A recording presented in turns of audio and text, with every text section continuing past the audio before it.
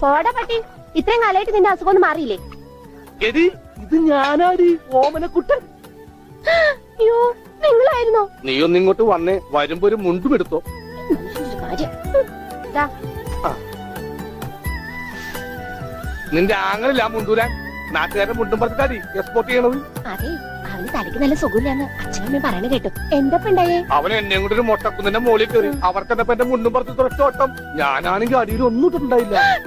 എന്നിട്ട് ഞാൻ തോട്ടിലേക്ക് എടുത്ത് ചാടി, നാളെ മറക്കാൻ ഇപ്പം വെള്ളത്തിൽ കിടന്ന് ആ തോട്ടിലാണെങ്കിൽ പണ്ടാറ മീനിന്റെ ചെല്ലു. അപ്പോഴേ ഒരാൾ തോട്ടെറിഞ്ഞ് മീനെ പിടിക്കാൻ വന്നേക്കണു. എന്നിട്ട് തോട്ട പൊട്ടിയ തീർന്നില്ലേ? ആ തോട്ടക്കാരനെ പറഞ്ഞവിടെ ഞാൻ പെട്ട പാട്. എന്തായി കേക്കണേ? അതെ, ഞാൻ ആദ്യം വനജയെന്ന് വിളിച്ചപ്പോ നീ ആരാണെന്നാ വിചാരിച്ചത്? അത് ഞാൻ വിചാരിച്ചത് പട്ടിയാണെന്നാ. പട്ടിയൊക്കെ നിന്നെ വനജയെന്നാ വിളിക്കാറ്? ചില പട്ടികളൊക്കെ എന്നെ അങ്ങനെ വിളിക്കാം. ഓഹോ,